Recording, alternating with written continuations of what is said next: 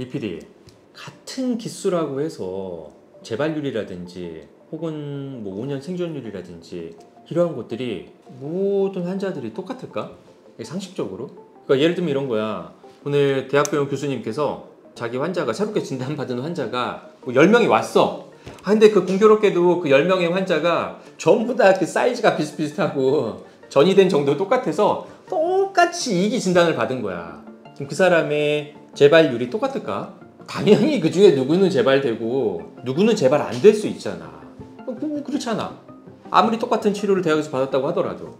그러면 우리가 그런 생각을 할 수 있잖아. 도대체 시작은 똑같았는데 똑같은 뭐 기수인데 이기인데 재발된 사람과 재발되지 않은 사람의 근본적인 차이가 뭘까?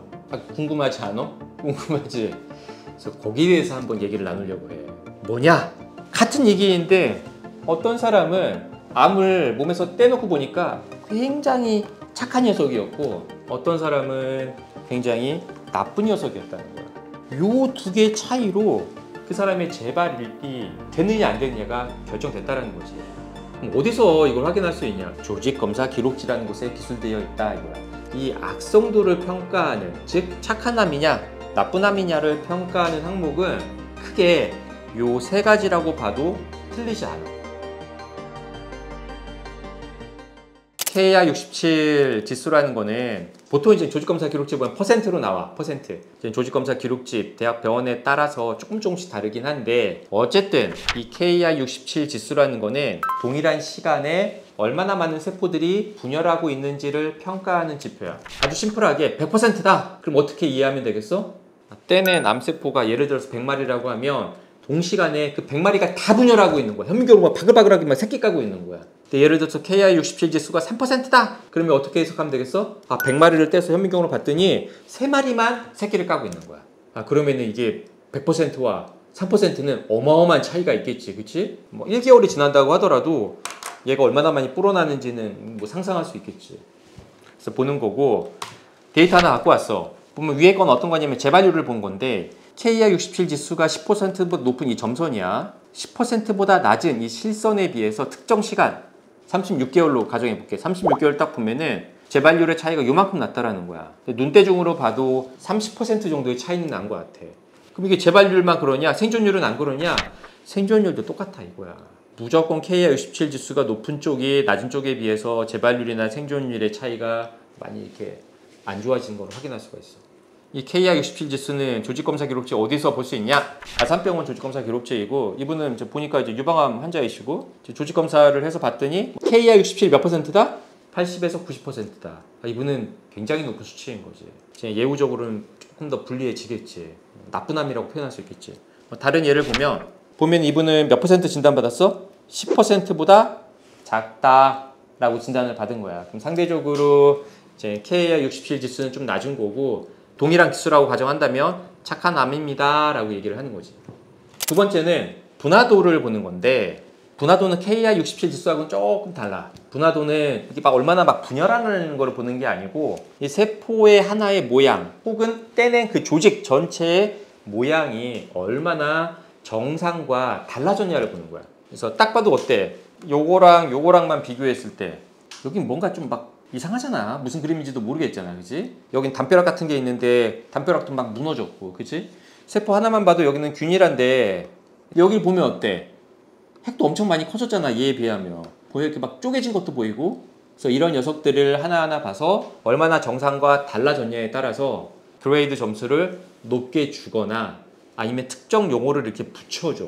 크게는 이제 그레이드가 1, 2, 3 혹은 1, 2, 3, 4로 기술을 하고 밑에 있는 용어로는 이제 뭐 well differentiate가 됐다라든지 혹은 moderately differentiate가 됐다라든지 poorly differentiate 됐다라든지 이쪽으로 가면 갈수록 그 사람의 분화도는 안 좋고 나쁜 암이 되는 거지. 그럼 실제로 이 분화도가 낮은 쪽과 좋은 쪽이 예후적으로 얼마나 차이가 있냐 논문 하나를 이해하기 쉽게 떼놨는데 이거는 이제 위암 환자의 예인데 X축은 당연히 기간이고 Y축은 생존율을 보는 건데 빨간색이 어떤 환자냐? well differentiated. 보니까 어때? 굉장히 모양이 정상 조직하고 비슷한. 그리고 노란색은 moderately. 보면 이제 중간 정도겠지. 이렇게.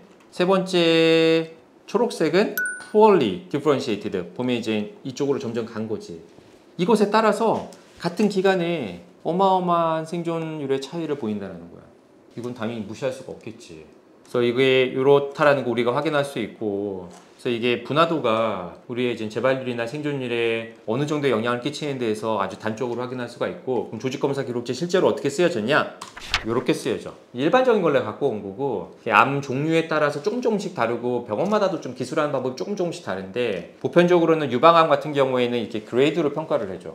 이제 1, 2, 3 중에 하나를 주고, 당연히 일로 가면 갈수록 분화도는 안 좋은 거고 이제 나쁜 암이 되겠지. 그리고 대장암 같은 소화기암 같은 경우는 아까 봤듯이 이런 well differentiated라든지 나쁘게 하면 poorly differentiated 이렇게 표현을 많이 하고, 난소암 같은 경우도 이제 여기는 이제 수치를 뭐 1, 2, 3으로 붙이지는 않는데 뭐 low grade이다 혹은 high grade이다 평가하기도 하고, 또 특징적으로 전립선암은 이러한 글리슨 스코어라는 이름을 따로 붙여가지고 글리슨 스코어를 이렇게 표현하기도 하고, 각각 암종마다 다르더라. 그래서 실제로 조직검사 기록지 어떻게 기술되냐?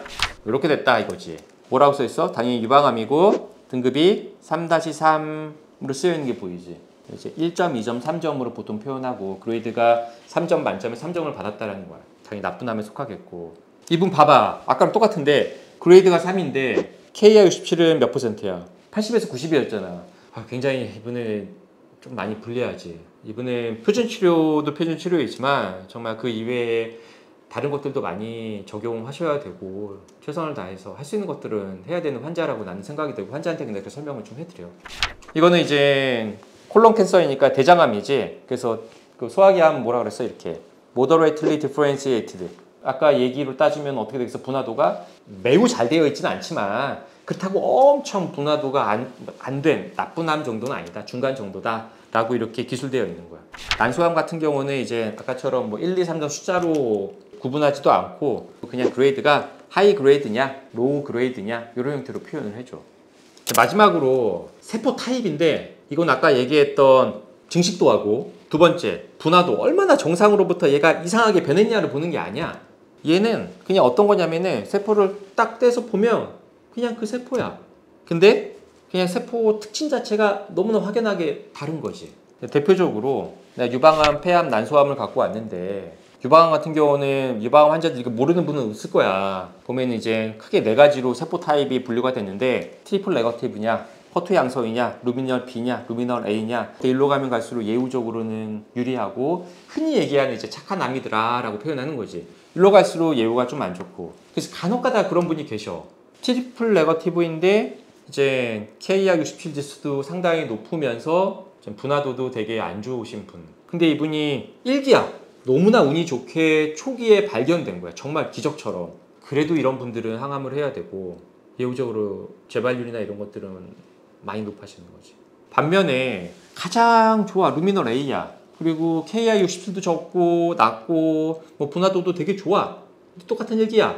이분 항암을 하겠어 안 하겠어? 안 할 가능성이 굉장히 높아지는 거야. 똑같은 일기인데 똑같은 센치임에도 불구하고 예후적으로도 유리하고. 그래서 세포 타입에서도 이렇게 착한 암과 나쁜 암으로 구분될 수 있다. 폐암도 마찬가지로 소세포 폐암과 비소세포 폐암은 예후적으로 이제 그 천지 차이야. 그 결과가 천지 차이거든. 정말 소세포 폐암은 너무나 빨리 분열하고 너무나 공격적이고 전이력도 너무나 좋고, 그래서 예후적으로 너무나 좀 불리한.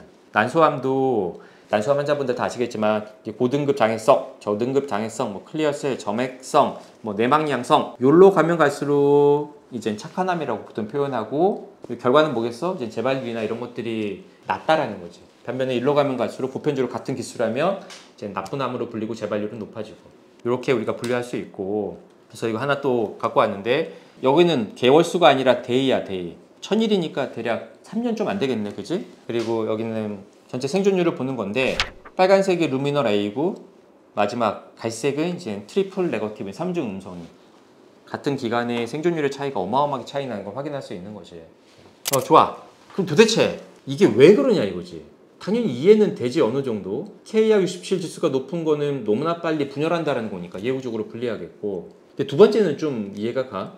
분화도가 낮으면 낮을수록, 그러니까 정상세포하고 모양이 너무 달라지면 달라질수록 악성도가 높아진다 라는 게 EPD 이해가 가. 그게 왜 그러냐면은 분화도가 많이 좀 달라졌다라는 거는 아주 단적으로 얘기하면은 돌연변이가 더 많이 됐다라는 거야.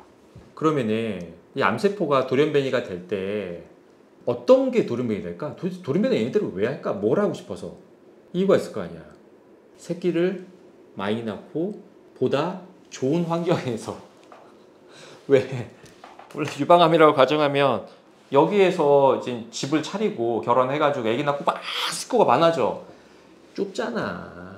여기 환경이 되게 안 좋아진단 말이야. 이 좁은 공간에서 그 많은 식구들이 살려고 하니까. 그래서 어떻게 하겠어? 다른 쾌적한 환경으로 가고 싶겠지. 영양분도 많고 혈관으로부터 충분한 에너지를 공급받을 수 있는 곳으로. 그래서 돌연변이를 일으키고, 돌연변이라는 게 어떤 거냐? 바로 이런 것들이야. 막 팔려고 하고 막 뚫으려고 해. 막 뚫어, 드릴 같은 걸로. 그리고 막 멀리 막 떠나려고 하고. 면역세포 만나도 어떻게 하는지 알아? 잡히면 죽으니까 변장해가지고 마치 정상세포인 것처럼 하고. 이렇게 돌연변이가 되면서 이런 능력을 부여받는데, 너무 신기하게도 그렇게 되면 어떻게 되냐? 형태학적으로도 변한다라는 거야. 어떻게? 정상세포보다는 매우 다르게. 당연히 예후적으로 분리할 수밖에 없는 거고. 그러면 so what? 내가 그러면 예를 들어서 나쁜 암을 진단받았어. 안타깝게도 KI67 지수가 높거나 혹은 분화도가 굉장히 좀 낮거나 혹은 세포 타입이 많이 불리해. 우리는 그럼 어떻게 해야 될까? 이게 할 수 있는 게 있을까? 결론은 그거잖아. 그래서 우리가 할 수 있는 건 뭐냐? 더 나쁜 암으로 변하는 것을 막는 게 최선인 거야. 이게 너무 우리가 하는 일이 보잘것없는 것 같냐? 그렇지는 않거든. 우리는 항암제라는 굉장히 강력한 무기도 있고 또 스스로의 면역력이라는 아주 강력한 무기가 있기 때문에 이것만 나쁜 암으로만 막는 것만으로도 충분하게 전략이라고 할 수 있어. 첫 번째 이걸 내가 얘기를 하고 싶고, 두 번째 이런 경우가 있어.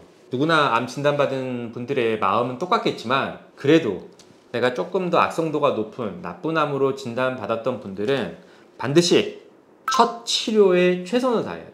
첫 번째 치료, 그러니까 대학에서 하는 표준 치료도 마찬가지고 그 이외에 여러 가지 본인들이 해야 될 것도 있고 생활습관 바꾸고 그리고 뭐 이러한 의료기관에서 면역치료를 받고 이러한 것을 정말 최선을 다해야 돼. 왜? 재발되는 순간 악성도가 낮은 그런 착한 암에 비해서 악성도가 높은 이런 나쁜 암은 예후가 많이 더욱더 불량해져. 그때는 완치보다는 어떠한 좀 생존의 기간을 늘린다라든지 삶의 질을 높이는 이런 쪽으로 치료를 받게 될 가능성이 상대적으로 높아지기 때문에 절대 재발되면 안 되고, 누구나 재발되면 안 되겠지만 재발됐을 때 더 위험해진다라는 거지. 그래서 첫 진단 받았을 때 치료 효율을 최대한 높여야 된다. 세 번째, 이거는 정말 좀 어쩔 수 없는 얘기이긴 한데 나쁜 암으로 변할 가능성에 대한 얘기를 하나 하고 싶은 건데, 표준 치료는 너무나 좋은 치료야. 암세포를 죽일 수 있는 가장 효율적인 치료이니까. 뭐 부작용은 어쩔 수 없이 그러기 때문에 감내를 하는 거고. 근데 암세포가 만약에 표준 치료로 다 죽지 않았다면 걔네들은 악성도가 굉장히 많이 올라갈 수밖에 없어. 왜? 한번 항암제의 공격을 받았기 때문에, 마치 내가 써는 것처럼 우리 세균 죽이기 위해서 세균 감염되면 어떻게 해? 병원 가서 항생제 먹잖아. 근데 항생제 투여 기간이 길어지면 길어질수록 어떤 일이 벌어질 가능성이 높아져? 이러한 슈퍼박테리아에 감염될 가능성이 높아지게 돼. 그 약을 계속 쓰니까 세균이 어떻게 되는 거야? 진화하는 거야. 암도 똑같아.